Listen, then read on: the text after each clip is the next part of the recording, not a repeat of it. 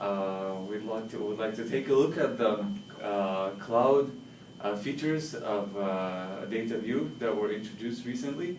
And if you allow me, I'd like to start with this architecture. So basically we have three major components of the system. We have the overall system architecture, which is right here, and then two of its components, workflow engine, has been revised, which is here, and cloud resource manager was added, which is right here. And so the most important, in my opinion, part is this.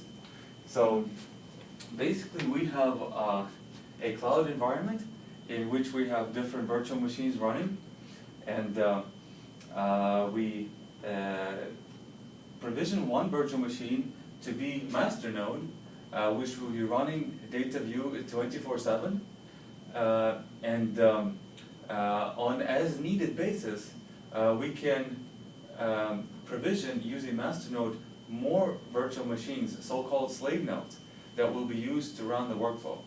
And the workflow will be mapped onto these slave nodes.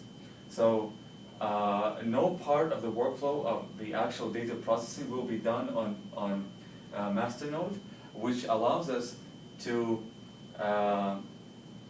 not have to create very powerful master node, because this machine is running 24/7. So if we have to do any serious data processing on it, and therefore create, request more resources, it will be expensive. So we definitely don't want to do housekeeping on an expensive machine. And so this is the architecture, and we'll see some examples in a second. So this is the big picture, and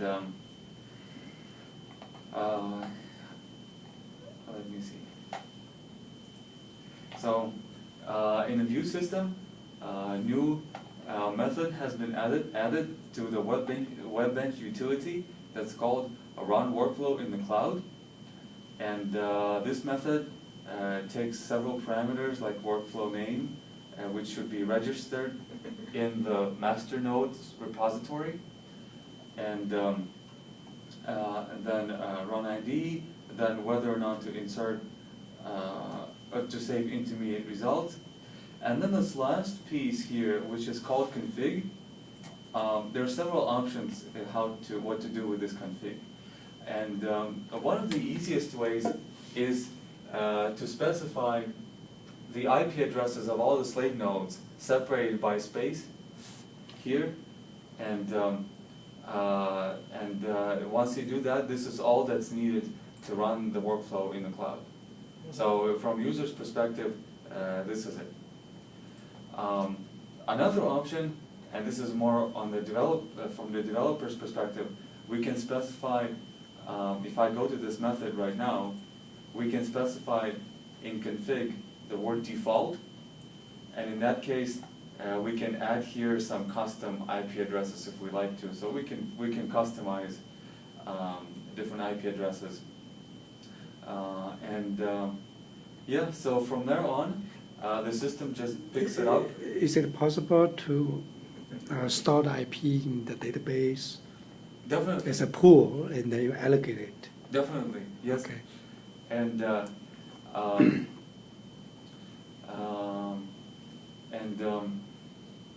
what takes place here once we call the method, first of all, we want to remember that what's happening is happening in the master node.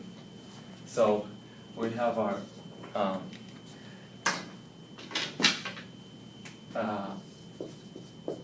our master node, and when we access the GUI on the master node,